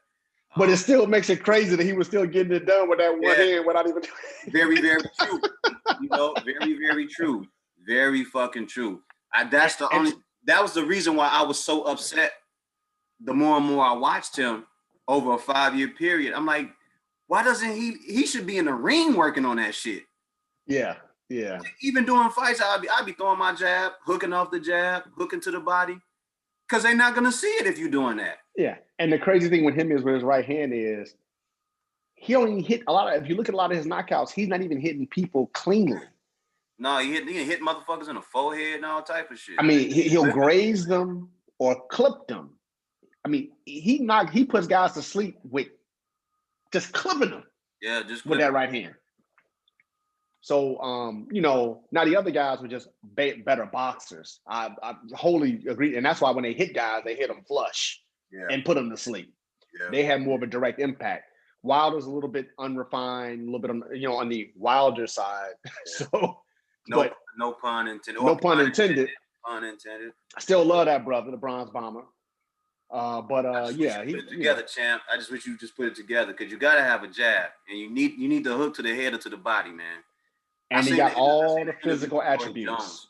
And they asked Roy, they said, how long would it take you to make sure that he refined his skills? And he said, give me 6 months and I can make sure that Deontay, that you'll never see his right hand coming. Yeah. I was like, 6 months? And he said 6 months. He said, because all he needs to do is work on the left hand. He said everything exactly. He would drill him just on the left hand. It would be nothing with the right. He would tie the right hand behind his back. literally he probably would in a straight jacket, so he can't do nothing with the right hand, and he would have him jabbing, hooking off the jab, hybrid hook uppercut, different variations of the hook, Yeah. A check hook, Yeah. because Movement, all that shit. Yeah, because the most dangerous punch to me with Deontay, because people know that right hand is coming and they try to do it, is the check left hook. Yeah, but just think of it if it was a jab. You know what I mean? Yeah, I mean, but I've seen him do the Tommy Hearns, nothing like Tommy did it, but to blind you and then right hand come, he's done that to a few people. But I'm saying, just imagine him just jabbing you all night. He's like, what if I know it's coming? And you scared as shit. And you're like, yo, he gonna jab me all night. Yeah, I mean, I think that, and I think the hook off the jab or the check left hook, he would devastate people because all they keep looking at with him is a right hand. Everybody who fights him, if you follow their eyeballs, all they're doing is looking at his right hand. Yeah, that's all they're looking at. Can you imagine him stepping in off somebody's jab and throwing a hook to the body and then and he long as shit. And he long and he's also not a huge, he's tall, but he's not a wide person. So he's not a big target. No. And he has enough athleticism to learn how to slip the jab and get the hook in there. Champ, what happened, man? Yeah. Learn this shit with Breland, man. Yeah, it's just, to me, it was with Deontay, he's older now. He won't realize his full potential, what he could have been, because he was with the wrong trainers. To me, you put Deontay Wilder, if I know he's dead and gone, but let's say if you would have put Deontay Wilder with God rest his soul, what's his name, who trained Klitschko. Manny? Manny. So imagine Emmanuel Stewart. Imagine if Emmanuel Stewart would have had Deontay Wilder. Imagine if Eddie Mustafa. Eddie Futz, not Mustafa, but Eddie Futz, just Eddie Futz. Eddie Futz. You can go that route, or even you could even go. I mean, it's so many trainers I can name that if they had them, I'll give you somebody unconventional who would have been great for Deontay Wilder. Roger Mayweather would have been a great trainer for Deontay Wilder. Absolutely, because Roger had the same setup, long, yeah, and Roger was aggressive, and wanted to punch, but he, as he got older and became a trainer, he learned to be, hey, if the more defensively responsible you are, the more you can use that to set up to get your offense off. Yeah. And Deontay Wilder don't have to be Floyd Mayweather. All he got to do is be halfway defensively responsible and incorporate a little movement and get that jab and that left hand working. And couldn't nobody touch him. Yeah. I think because they'd be so afraid of that right hand. I saw Wilder made the comment that he don't believe Floyd Mayweather means it when he says that he wants to train him. He said he think it's all just for the spotlight. Here's what I say: I would have took him up on it. I would have took him up. Yeah, I would. If I was Deontay, I think it's a little bit of pride too, right? I think it is. I think this is what I want to say about that situation. Mm-hmm. Paying attention to Floyd Mayweather since the death of Roger Mayweather, he's changed, and he's changed a lot, and he's willing to work with people and be involved with people a lot more now than ever. And he hasn't said, he usually doesn't say he'll just up and train guys, but he specifically said he will work with you because he knows it. He sees it. Everybody sees what's wrong. Everybody see how you can help and grow. I would have took him up on that shit, man. There's nowhere in the world I wouldn't have taken him up on that, because you can think a lot of things you want to think about Floyd with Mayweather, but he is a high level IQ boxer. Yes. And whatever wisdom he can bestow upon you, you can take that, internalize it, and use it to your advantage. You do that. Again, I think it was with Deontay, it was the pride. It was because then I have to admit that I'm broken, right? I have to admit it. Instead, Deontay should look at it up, nigga, I was broken and I still won the bronze medal in the Olympics. I still became heavyweight champion of the world. So now imagine he looked at it the wrong way, and nobody's perfect. We all have our flaws. We all make our excuses when we come up short and different things like that. But if I was Deontay, I definitely would have taken him up on his offer. Because if Floyd Mayweather would have gotten a hold of him, that would have been extremely dangerous. Hell, George Foreman reached out and told him to come to Texas, or Yeah, he told him yeah, come to Texas. I got you. He said we'll start, and he posted a message or something, whatever it was, or they showed what George had said to him, however it went. And he said, if he come to Texas, we're not gonna even get into boxing right away. We're gonna get into who he is. So I understand right. coming from. He said, and then after that, we can get in there and I can show him some old school shit. And he said he'll be a lot better off. But so who's training Deontay now? I know, it's Jay Diaz, and that's all. But remember, Jay Diaz was his first trainer. That was his manager and all that. So he had. Deontay Wilder's very loyal. Yeah, he's loyal to a fault. Yes. But besides Jay Diaz, who else is nobody else? Is nobody else? Yeah, because Jay Diaz is not really, to me, a trainer, like a high level. He's more amateur level. He's not. And no disrespect to nobody out there, because we know there's Bill Hunter and Papa Bill Haney that train their kids and everything like that. They train people, and they do very good. But in that situation, when I hear a guy say, I wouldn't have stopped that fight, there's something to be said about that. Yeah. There's something to be said about that. And the other part to me is that the skill of Deontay Wilder. You see it, and you see what's lacking. And when you go back and watch Deontay Wilder fights, do you ever see like Mark Breland telling him what to do? And he doesn't even follow it. Like, he just goes out there and does what the fuck he want to do. And it's like, yo, he just told you to jab, bro. Set up the right hand. I just don't understand how a guy like Mark Breland is in your corner, and you don't even learn how to use your feint, your jab, and your right hand. I think it's while Mark possesses all this knowledge, and I think he definitely probably tried to do all this, it just wasn't a good fit. And I think it requires a certain communication skill set. Yeah. I think that Mark Breland just didn't possess. Yeah. The thing about Deontay Wilder, he has such a strong personality. You have to get through that maze first in order to be able to unlock everything else. And he's soft spoken. He tells you if you don't do it, he just moves on. Yeah, it's not that Deontay needed somebody who was going to grab him and shake him. It's just that Deontay needed somebody who understands that everything that he does. Who didn't care that you was a champ. Motherfucker, I'm telling you, this is what you need to do, and you need to goddamn do it. Manny Stewart would have been perfect for that. Yeah, Emmanuel Stewart would have been perfect. Emmanuel Stewart would have had him. Yeah, he would have had him disciplined. Eddie Futch made them guys rest in peace. Eddie Futch would have been perfect for that shit too. Yeah. Georgie Benton would have bet he would have done a great job with him too. I mean, there's several guys. There's several guys. I mean, hell, even fucking Lou Duva. That's Lou, Groovy Lou. Yeah, Lou would have done a hell of a job with him too. Yeah, because he'd have been. Lou was good now. He was very good. He was solid. He was super solid. So all those guys. Can you imagine Nacho Beristain training him how to fight? Yeah, with Nacho Beristain, he would have had him like a machine. If it had been Nacho Beristain, he wouldn't look the way he looks. He would have changed him a little bit physically to fight the style that Nacho teaches. I think he'd have been more. Yeah. He'd have been more. He definitely would have put a little bit more weight on him, just a little bit as a heavyweight, and he would have had him more, walking people down. Yeah. And now he would have taught him his ways to go about walking people down, angles, certain movements. He would have taught him a lot of subtleties.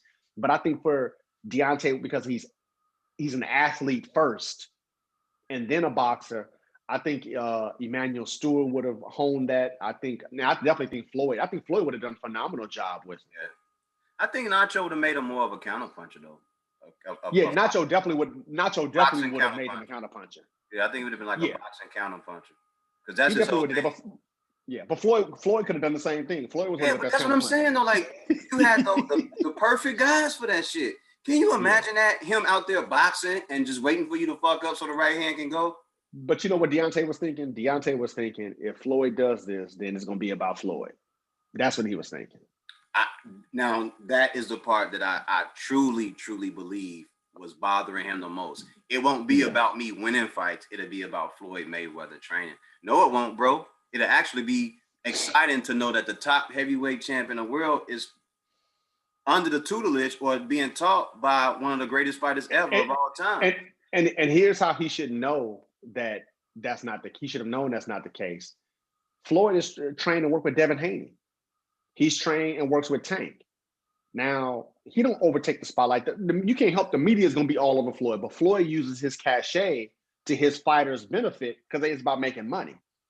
But Devin Haney, you don't hear Floyd saying, "Well, Devin Haney as good as he is because of me." You never hear him say that.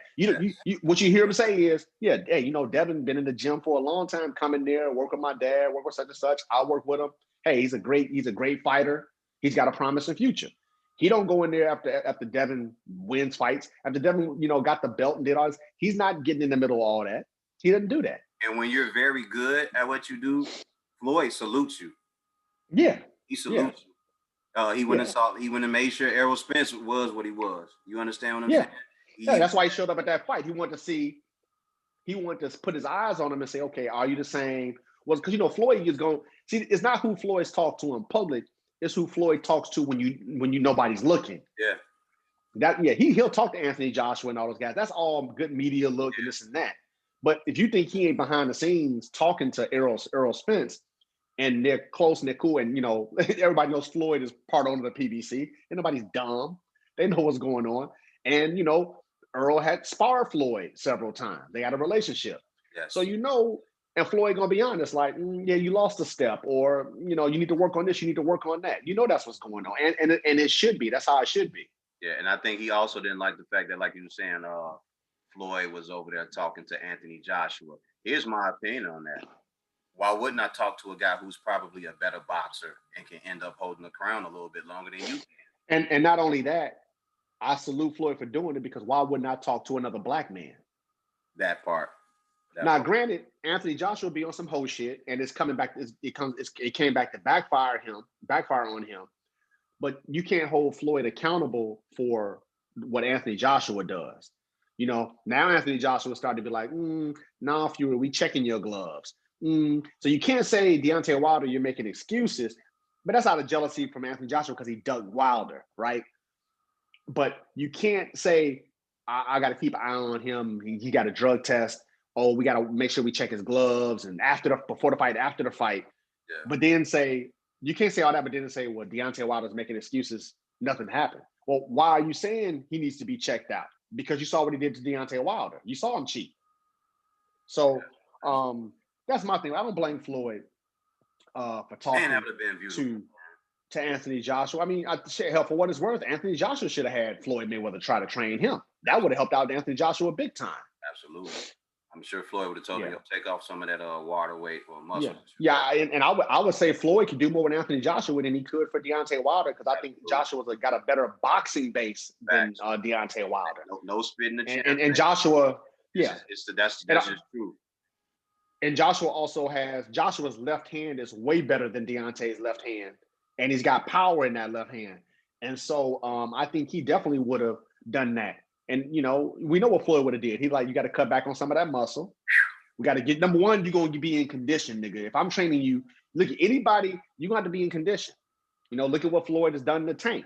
People to give Tank credit. He knocked out Santa Cruz, but, Tank's power is carrying because he's in condition. You don't throw a punch like that from that angle with that much force and power. And he got hit a lot by Santa Cruz. And that was a pretty good fight. You don't go through all that without being in some good conditioning. And not just the condition, he was so relaxed and poised. Yeah. He was very calm. He never panicked. Floyd never panicked. Uppercut is his punch, though. People who don't, that uppercut is his fucking punch. If he can throw it any type of way to get you, he's gonna hit you with that shit. And I'm gonna tell you another thing that I see. He was very calm, man, like water. With the high level guys that come out of Floyd's gym, or that he specifically has touched and trained, is one thing they all have in common, which is why actually I'm gonna change. The best fight at 135 is Tank versus Devin Haney, and I'm gonna tell you why. I thought Not you only said did they that, both. right? Did I say that at 135 is the best? Yeah, I did say that. Okay, I did. Yeah. Because there's two things. You got the skills, you got all this and that, but they do one thing that all these other fighters don't do. Even when punches are coming at them, even if they get hit, or when they're throwing their punches, the eyes, bro. Their eyes, and they got Mayweather eyes. Mayweather fight, he would see everything. He was he never blinked. It wasn't like, some guys, they kind of, or Yeah, they cover up. you see Tiafimo do it. You see Ryan Garcia do it. The only guy who I saw who didn't do that a lot, but then, then when he's got a little fear of power, I saw Lomachenko, kind of, say it a little bit. But Floyd and Devin Haney, and I see, look at Tank, the eyes are always focused. They're always on, and they're looking at everything. Yeah. And they don't, even when you faint, the body may react, but the eyes don't react. I've looked at it in slow motion. I've seen guys faint, and I've seen the body make a move, but the eyes don't do anything. When other guys fight, I've seen them react to a feint. It's the eyes and the body does something. It's a strange skill. I don't know what's going on, but if you look at those guys when they fight, their eyes are always very focused, very on. They see things coming. And what makes Tank and Devin interesting fight is because Tank will see it coming and still take the punch. Devin will see the punch coming and get the fuck out the way. Yeah, absolutely. I think for Tank, I think that big ass pit bull neck he got, and the fact that he's not worried about the punch is different for him. Well, the other thing is Tank is the most dangerous because he lulls you into this false confidence. Yeah. Devin was gonna just frustrate the fuck out of you. It's like, I can't fucking touch this guy. It's just off GP, you're frustrated because you can't get to him. Just more like similar to Floyd. Tank is an interesting case because he'll see it coming, and I've seen him see stuff and he don't move. He'll take it, but he's doing it. It's a method to the madness. He's doing it to get you comfortable, so he can get you comfortable enough to land that one punch. And that's what he did with Santa Cruz. Santa Cruz got real comfortable throwing them straight right hands, boy. He got so comfortable, he threw 3 in a row. Yeah. Tank was like, I saw my nigga. I saw he did that interview with Ellie Setback. Yeah. They asked him, he was like, did you know that the third one was coming? He's like, yeah, he had been doing it. He's like, I just didn't know he was gonna throw 3 of them. He said, I saw I saw him do the wind up. He's like, oh, he out of here then. And they was like, Tank, did you throw that as hard as you can? He's like, no. He said, I just tried to connect. No. Just try to connect. That's all he got to do. And so that takes a certain amount of skill. That means his eyes are open. He's watching. He's thinking. That's good IQ, and that's ballsy because you're taking a punch. You're taking 2-3 punches because you want to give one. Salute to high intensity workouts too. When they put you in the mix with the mitts and everything, and they got you paying attention to everything that's going on, and you can't take your eyes off anything. So when you're working on the pad and everything like that, and they got multiple things coming at you, that helps a lot to make sure that your eyes are trained to stay directly on the target without breaking focus. Those two do it the best, especially in that division. But I think even in boxing, Errol does it a lot too. His is a little different. He does it behind his high guard. Yes. I just don't like when he turns his head when he does it. I don't like he'll do that. If he does do it, I would like to see him get in a little tighter and use that movement to do a pull counter. Floyd was really good at the pull counter. I see Errol can do it, but he doesn't. He pulls out a little bit, which can be dangerous because somebody can loop something around. He got hit with a lot of looping punches by Sean Porter, by the way, too. Yeah, but they was close range all night. So yeah, it was close range. It wasn't a phone booth. He knew it was nothing that could hurt him. But I think Devin Haney and Tank do it the best. And I think Errol, he's focused, but he does turn away and do some things. I would like to see if he's gonna turn. You got to have something firing coming back. Can you imagine? Could you imagine Deontay Wilder doing a pull counter, bro? That's why Floyd would have been perfect for him because the pull counter would be extremely dangerous with him. Coming from that guy? Yeah, because it's coming from that right hand. And not only is the pull counter, would that been his, like, in terms of what you call a move or something, but that would have been so effective for him because it would have positioned his body, the torque, everything to deliver that right hand. It's a Cobra strike. It is. It is. Yep. It's it's you come in, whoop. Yeah, and I like how Floyd do it because he would just do it just enough so he could feel it touch his face, and once he felt it would get near him, he knew that's when they come back. He was spraying. it was so weird with him. You can literally see his eyes looking like, okay, he's past my cheekbone. Okay, now he's in range. Yeah, He was a master of certain distance. times he would set it up like he would get on the back foot. And he would get ready. I was like, yo, Floyd is a motherfucker, man. Well, he would loop you in because Floyd threw a lot of check hooks. So people would be trying to be looking for that check hook. And then, they would keep that guard up to protect that left hook. And then they would try to come in a little too lean and a little too much to extend.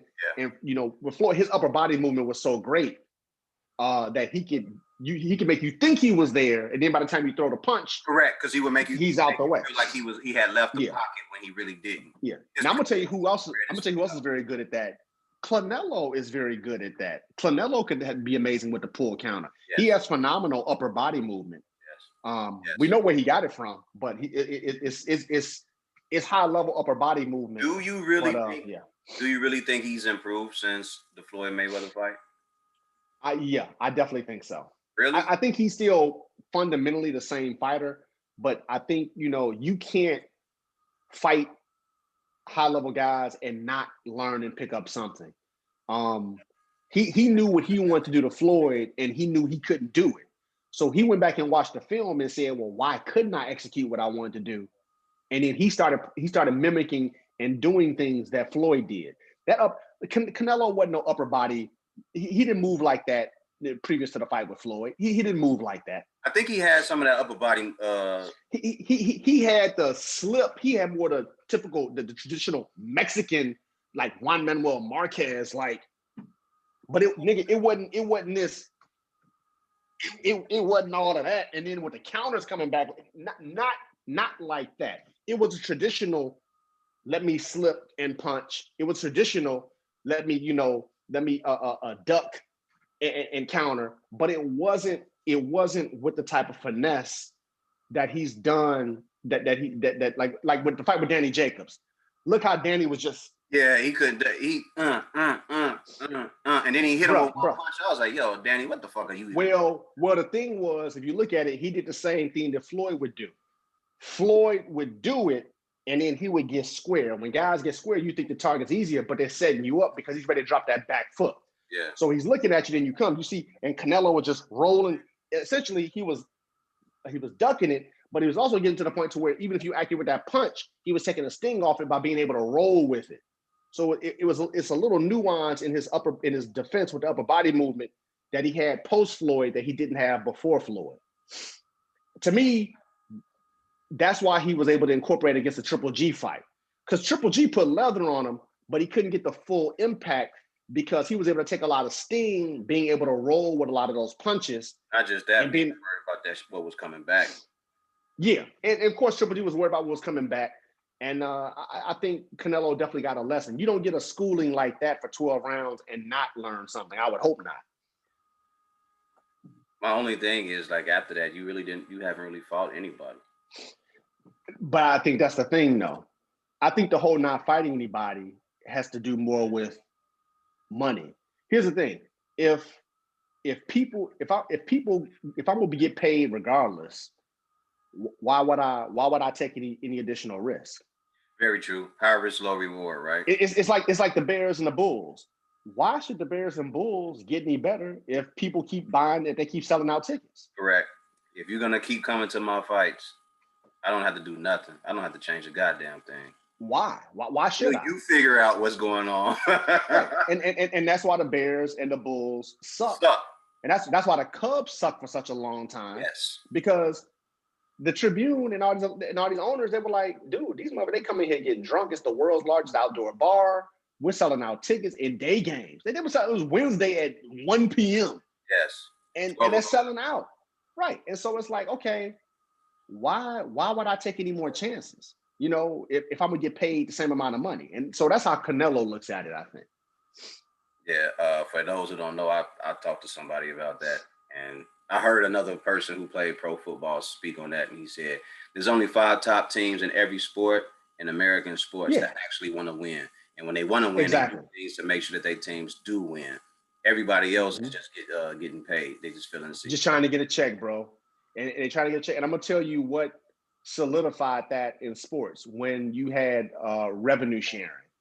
Once all the major sports, to try to balance out large markets, small market, to incentivize small markets to still go there for competitive balance purposes, they did revenue sharing. Like, look at the Yankees. The Yankees are always going to be in the mix because they make the most money. But even though the Yankees do that revenue, there's a certain amount of revenue they have to give up to the league, and that's shared with the smaller market teams. Yeah. So if you're getting the same amount of money, why spend more money to get better talent and put in more work to actually compete? And in his case, why would I take a risk? Exactly. Why would I take on a Charlo who might bust my shit up? Right. So if I'm getting paid $25 million, why would I not? If DAZN wants to pay me $25 million for fighting Avni Yildirim, why would I take the same $25 million for fighting Jamal Charlo? You see what I'm saying? Right. So that it's no sense for him. Why would I don't make any sense? Why would I take an Andre fight and get danced on all night and look stupid when I can take this guy over here and y'all are still talking me? Same reason why nobody at the top at 147 is going to fight Boots. Why? Yeah. Well, why? Give him his time. His time is coming. Next up. Yeah. Next up. All right, bro. I think that's all I got, man. Unless you got something you want. Likewise. Huh? No, that's it, man. No, I'm good. That's it. Just who you got for the Super Bowl tomorrow? My homie. My homeboy. I'm with you on that, man. My homeboy. I'm a little concerned with the two starting offensive tackles being out. That's my only concern. Because also Tampa Bay's two guys on the edge are great, Shaq Barrett and JPP. Their defense is very good. Yeah. Damn it. And that's but look, I'm staying home. God damn it. I'm gonna go with the homie. Yeah. I'm gonna go with the homie. I do expect it to be kind of either a shootout or they're gonna have to figure out a way to hold Mahomes and from scoring over 27 points, I should say. 24. Well, I think they can't let Mahomes get more than 30. I think under 30, Tampa Bay can score 30 plus points on Kansas City's defense. I don't think they can let Mahomes get over 30 points. Then I think, that things drop. But I'm gonna leave you with this. In the first quarter, Tyreek Hill had 7 catches for 290 something yards and 3 touchdowns in the first quarter last time they played Tampa Bay. Yeah. We'll see though. It's gonna be a good one. I think I'm gonna order a pizza for that, man. Yeah, I feel you. I think I'll order a pizza. Man, Jay, I appreciate you jumping on here with me. Likewise. Boxing as always. We're gonna go out of here, bro. Appreciate it. Likewise. All right, bro. Yep. All right.